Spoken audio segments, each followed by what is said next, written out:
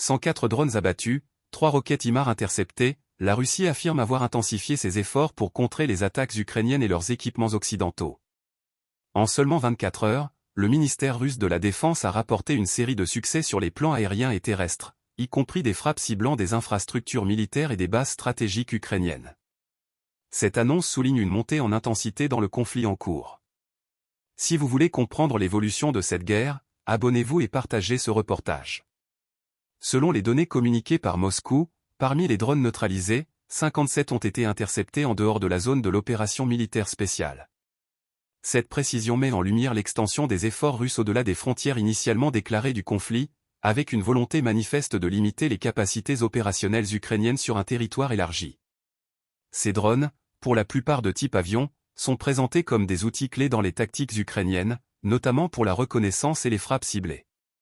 Leur neutralisation représente un coup dur pour les capacités logistiques et offensives de Kiev. Les 3 roquettes HIMARS abattues témoignent également de l'importance du soutien occidental dans cette guerre. Produits aux États-Unis, ces systèmes de lance-roquettes multiples sont devenus un symbole de l'aide militaire apportée par l'OTAN à l'Ukraine. Leur interception par les systèmes de défense aérienne russes est présentée par Moscou comme une démonstration de la supériorité technologique de ses propres équipements. Cette capacité à neutraliser des armes de pointe est essentielle dans la stratégie militaire russe, qui cherche à réduire l'efficacité des équipements fournis par les alliés de Kiev. Au-delà de ces succès aériens, les forces russes rapportent avoir frappé des cibles stratégiques au sol.